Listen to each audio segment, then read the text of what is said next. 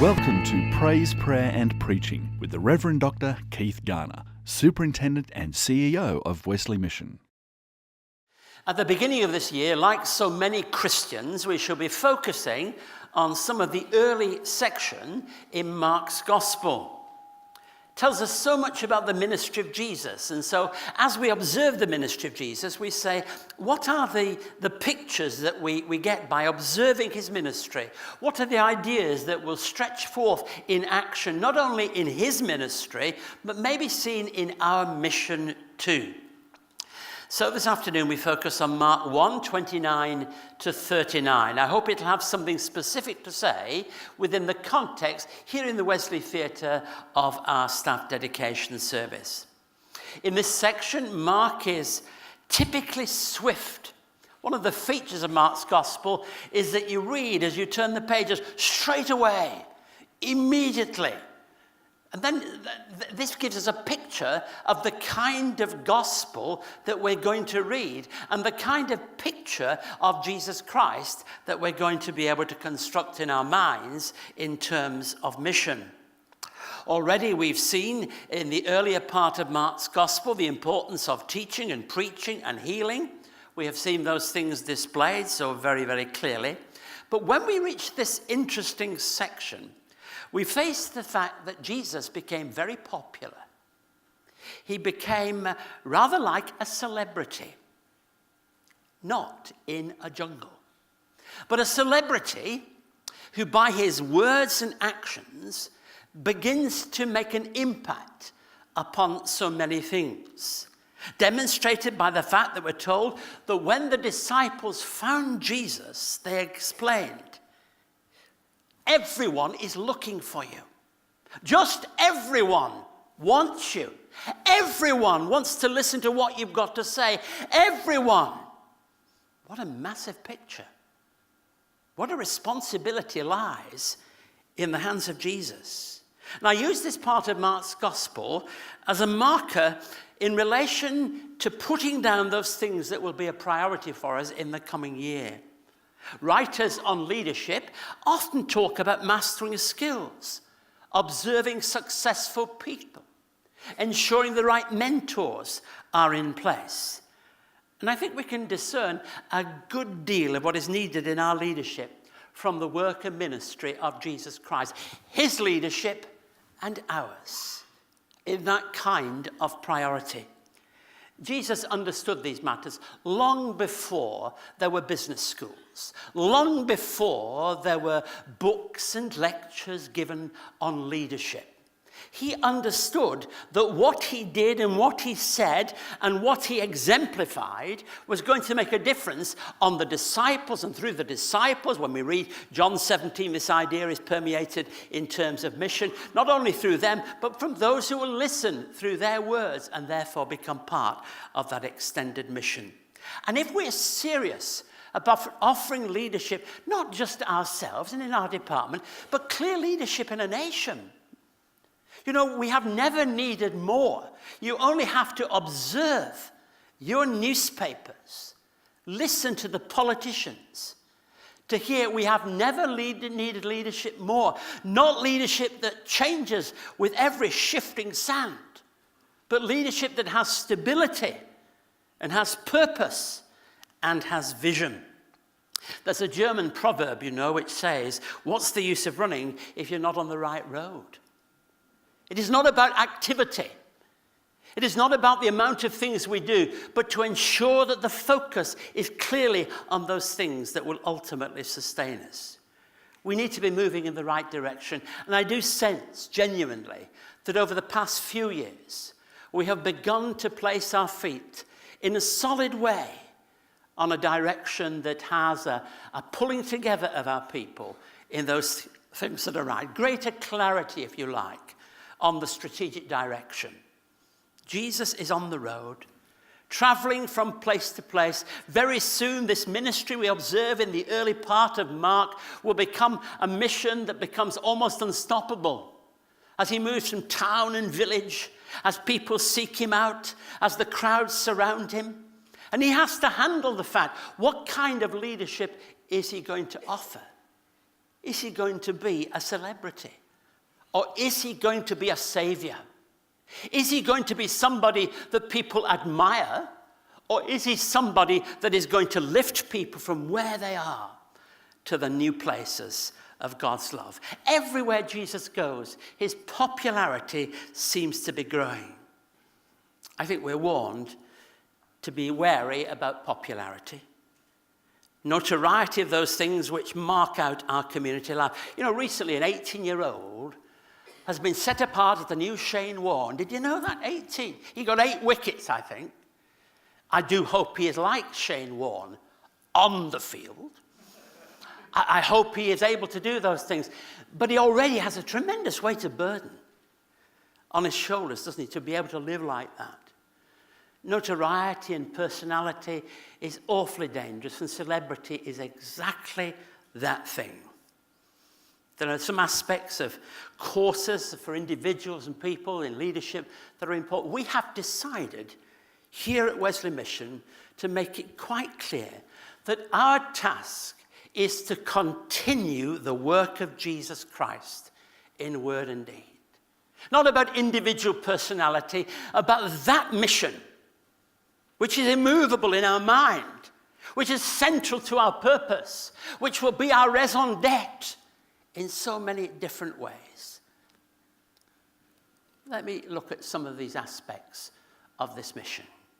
Firstly, leading and caring for people.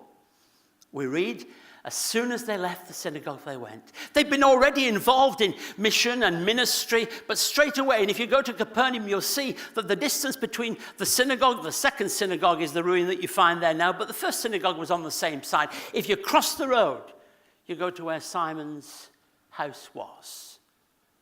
And so that family home, as leading and caring for people. Whatever priorities we have, that is what we're about, isn't it, men and women? Leading and caring in the context of people's lives.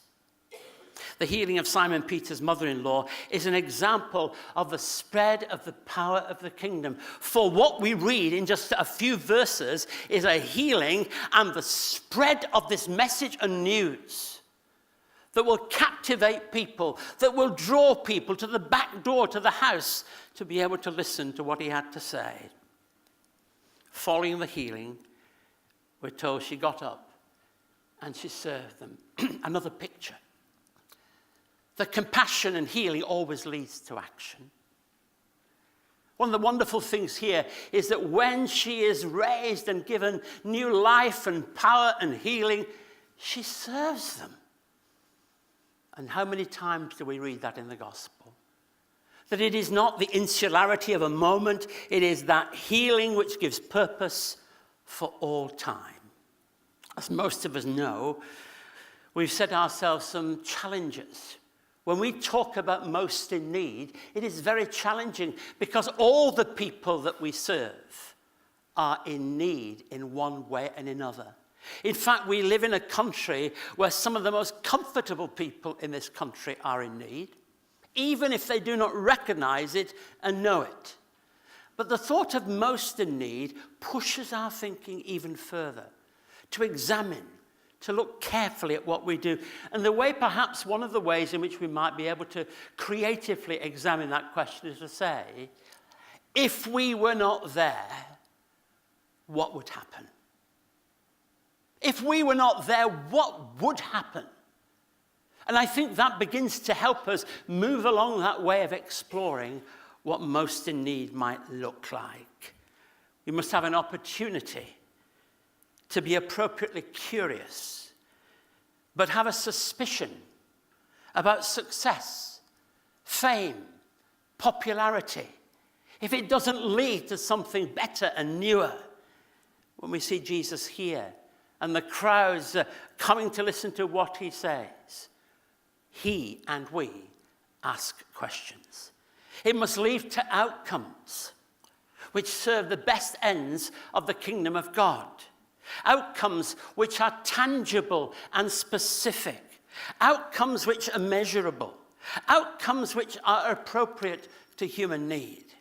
Rory Noland, head of Heart of the Artist ministry, in a piece written in 1999, said on the theme of fame and popularity, he said these words: "I've come to the conclusion that I would rather labor in obscurity for God than be famous for doing something insignificant with my life." I found when I read those words for the first time a good deal of truth. A good deal of truth that challenges me, and I trust it challenges you. The thought raises a host of issues, but it does remind me that our chief concern is to offer compassionate care. It's not just what we do, it's how we do it. Secondly, defining culture by actions. So he went to her, took her hand, and helped her up. There she was, ill. That is their purpose for going there. They had been called to that moment. So he went to her and lifted her. An extremely practical action. In addition to relieving Simon's wife's mother of her fever, and remember, a fever is far more serious then than now. A fever represents those things that perhaps we cannot deal with. Many people died of fevers.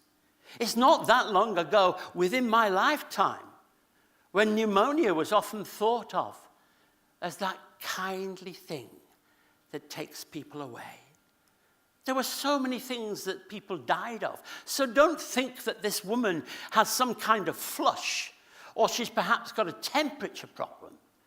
The fever represents something very serious. And we're told there's a pattern here, and I think it's a pattern in ministry and mission. So he went to her. He couldn't lift her up if he didn't go to her. He couldn't bring healing to her if he didn't move toward her. And that's a missional statement. We cannot do anything in our society and in our world unless we go to where people are in their need. Only then can we hold out our hand. We have our Chance to Shine awards regularly. We had one just this week. And one of the things that I've discovered, not only in visiting, that now dozens of people have received these awards, and they are very special moments in the life of our staff teams.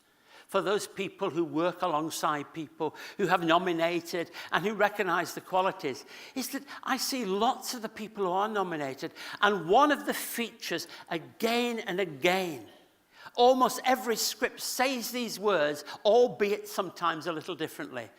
They go over and above what is necessary. And that to me is such a quality of compassionate service that marks out. Jesus went to her. He goes beyond what might be reasonably expected. He didn't stand at the door and say, "How's she doing?" He went to her. And the journey to her is a critical part of the healing. He took her hand. The intimacy of Mark's account is a fascinating insight into his writing. Sometimes we don't always get some things, but we often get details. And he went to her and took her hand. What we're seeing is something of the identity of the person of Jesus Christ. What does it mean to take a person's hand? Well, you can only take a person's hand if you're alongside them. You can't do it at a distance. That's the compassionate care that lifts a person by their hand.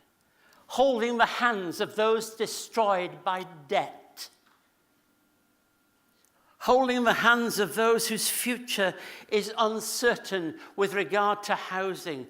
One of our biggest problems is the housing crisis that faces our nation.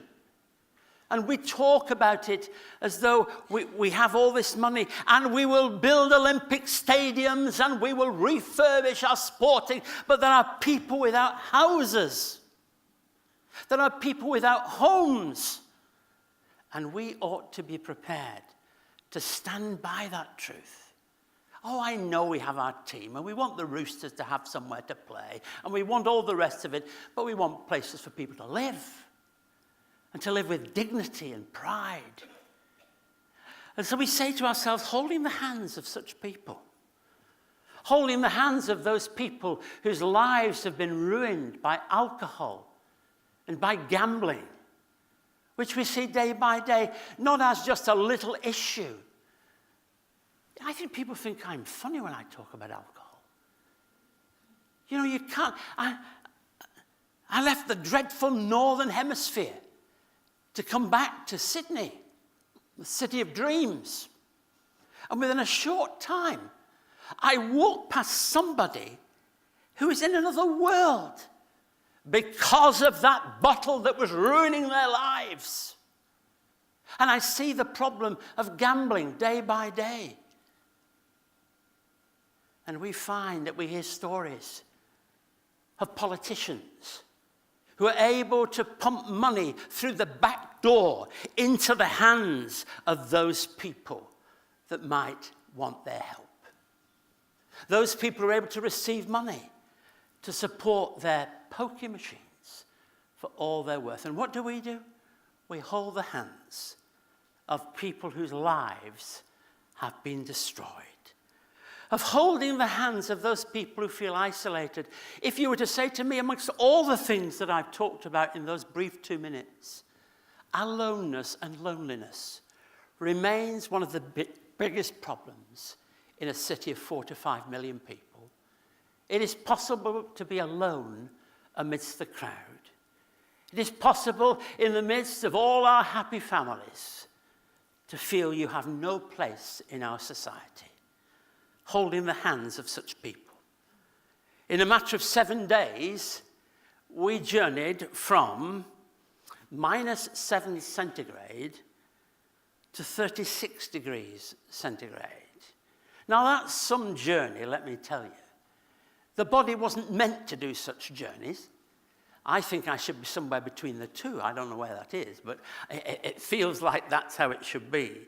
And it's interesting that in both London and Sydney, within that 7 days, I was asked the same question. And the question ran like this. Do you think these people who are homeless want to be homeless? I was asked that in London, and I was asked that in Sydney. I've never met anybody. It's a bold statement to make this. I've never met anybody who wants to be homeless. Now, that doesn't mean to say that I haven't met people who find that that is a way of life that helps them to deal with some of the deep inner troubles that they have in their lives. But I do know this, the alternatives are dreadful of what we can offer. In the Markan account of Peter's mother-in-law, it's the context of home and friends that matter. It's a context of need. It's a context that requires, on the part of Jesus, a movement towards someone in their need. And then the crowd. But thirdly, making strategic decisions.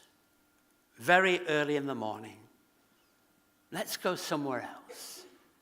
Jesus, in this moment of the growing sense of popularity, when he is quite clearly seen as somebody who is being perceived as a celebrity, needs to go somewhere quiet. To be able to handle this, put it in perspective, to be able to begin to understand how he can deal with life.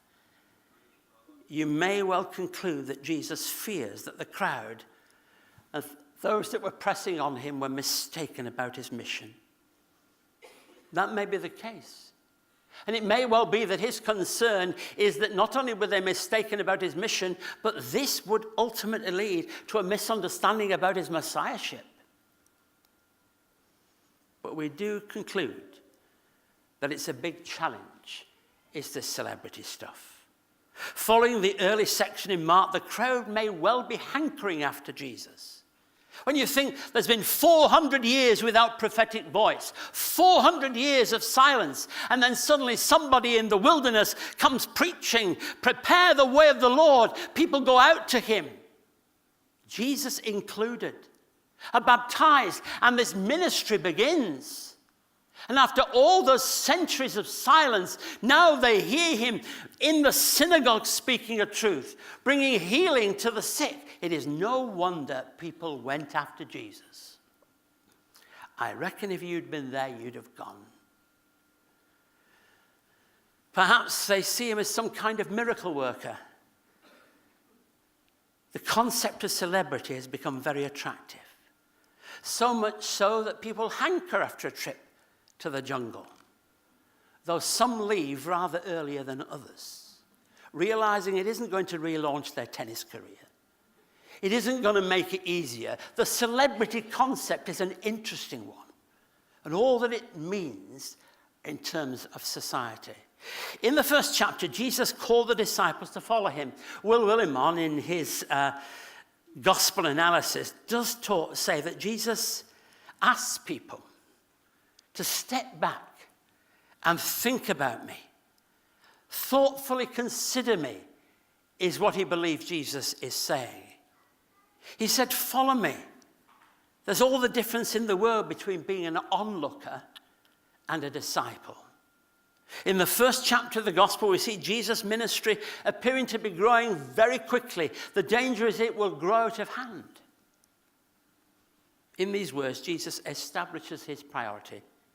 He says we need to be very strategic about what we do and what we are, so much so that he says, I need to be away. I need the moments of quiet and reflection to help me put into perspective what it is that I'm about to do. One writer, commenting on what he describes as a double story, suggests that what we meet is not dissimilar to the dilemmas of our own day. Jesus was effective because he responded to the felt needs of the crowd. But it was not all that he did as he brought and sought solitude. We have an insatiable focus today on relevance. Politicians and leaders want to be relevant. In fact, it's one of those words that you almost feel that if you're going to give an address about purpose, you ought to have it in there somewhere. Relevance is what it's all about. Well, my question is, what does that mean? Don English's comment in his take on Mark's gospel is quite right. Forsake the truth, and the search for relevance becomes a journey without maps and compass, ending in a wilderness that destroys. And the final verses of the section, 38 to 39, we find Jesus walking ahead, leading the way, and giving direction to the disciples. Jesus doesn't suggest for a moment that miraculous healings have nothing to do with his mission. It would be a silly thing to say because they appear so often. He does not say that what is happening here with Peter's mother-in-law is not really the heart of things. Of course it is. But it is not the only thing. And that is a lesson he was seeking to share with those that were there on the crowd. As I consider the ministry of Jesus, it becomes abundantly clear to me that he had a real handle on vision. He had a real understanding of what had to be, that lifted any perception of him above celebrity to Savior, to leader, to Lord. So as we talk about vision, as inevitably we shall, we recognize that it is indispensable. And we recognize that Jesus had a clear sense of vision and purpose. True vision is always far-reaching, always sees beyond what immediately is seen to what can be sustainably and permanently the truth. On this formal beginning of a new year, we remind ourselves that we're given the privilege of vision. We're given the honor of service. We're given the might of being a community together. We are given that joy of being a significant contributor of what can change Australia. And God has called us to that together. But it's more than just celebrity. It's about something far deeper. So as we begin this new year, we want to stay close to that vision. We want to transact our business along the line of that vision, to keep a focus on Christ and a future will be secure. We can, of course, at the beginning of any new venture, be filled with regret about the past and look back. That's a very dangerous moment. We can have reason for concern about the numerous challenges that lie before us and become somehow like that hare or rabbit caught in the light of the car coming along that dark road one evening, so that we are immovable. Or we can choose a vision that calls us into the future with Jesus. When I look at the work of Wesley Mission, I ask myself, what is it that Jesus is looking for? Sympathizers? Cheerleaders? I believe it's something far more. And that is followers whose lives are bound up with him, so that whatever his mission is, whether it be in that synagogue, whether it be lifting a woman who's ill, whether it is to go in the quiet, or whether it is to be about that mission that will ultimately lead to the cross. In all these things, our mission has to be his mission. Tori Evans in God is Up to Something Great put it so well. God has your tomorrow covered, even if you haven't been there yet. May God take us on that journey with him. Amen.